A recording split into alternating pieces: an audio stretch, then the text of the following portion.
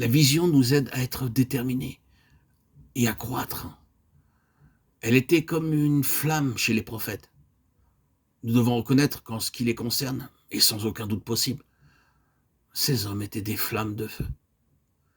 Il n'y avait pas de neutralité en eux. Ils étaient agressifs et jamais passifs. La vision produit cet effet. Si vous avez réellement vu ce que le Seigneur désire, vous ne pouvez pas avoir un cœur partagé.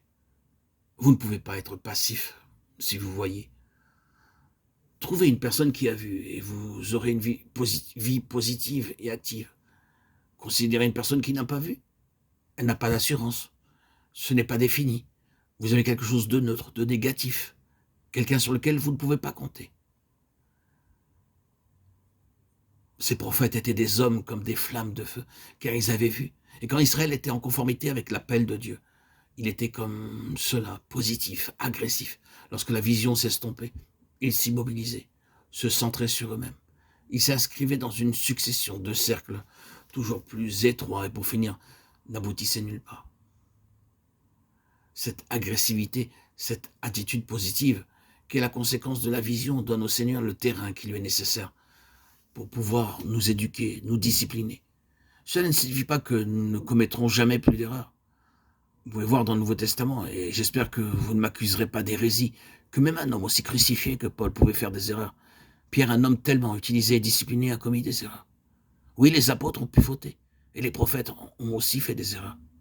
Que fais-tu ici, Élie? 1 Roi 19:9. Cela voulait dire, tu n'as rien à faire ici. Oui, les prophètes et les apôtres ont pu faire des erreurs, et ils en ont fait. Mais il y a ceci de vrai parce qu'ils avaient vu, et qu'ils étaient entièrement livrés à ce qu'ils avaient vu de la pensée du Seigneur. Le Seigneur a pu largement outrepasser leur erreur et souverainement les conduire en enseignant à ses serviteurs quelque chose de plus de sa personne, de ses voies. Vous ne trouverez jamais cela chez des personnes qui ne sont pas déterminées.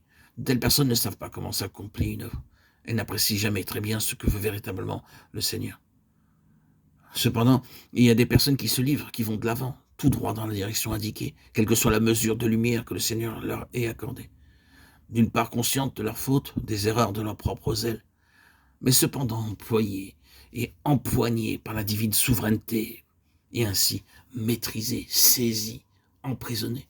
Elles sont enseignées par le Seigneur à travers leur erreur pour mieux connaître ses pensées et comment il fait les choses. Si nous temporisons sans être déterminés, demeurons dans l'expectative sans rien faire, en attendant tout savoir pour agir, nous n'apprendrons jamais rien. Nous ne serons jamais liés à la pensée de Dieu, ni saisis par ce qu'il veut nous enseigner. N'avez-vous pas remarqué que ce sont les hommes et les femmes avec un cœur brûlant pour le Seigneur, avec un zèle enflammé, ayant vraiment vu et saisi quelque chose du Seigneur, qui sont enseignés? Eux seuls peuvent être enseignés. Et le Seigneur les éduque. Il ne permet pas que leur maladresse ou que leur erreur ne les fasse sombrer. Il les gouverne souverainement. Et après un certain temps, elles peuvent dire « Oh oui, j'ai commis bien des maladresses. » Mais le Seigneur a merveilleusement triomphé d'elles et les a tournées en bénédiction. Le Seigneur m'a redressé. Je suis maintenant lié et uni à lui. C'est en se comportant ainsi, en laissant la vision nous gouverner, que le Seigneur possède une base pour prendre soin de nous. Et cela malgré nos erreurs, parce que ses pensées sont en cause. Ce sont ses intérêts et non pas les nôtres qui sont l'objet de l'attention de nos cœurs. Et cela fait une grande, grande différence. Les prophètes et les apôtres ont appris à connaître le Seigneur de manière merveilleuse, à travers leurs erreurs. Car elles n'étaient pas la conséquence de leur entêtement naturel, mais d'une réelle passion pour Dieu et pour ce qu'il leur avait fait voir de son dessein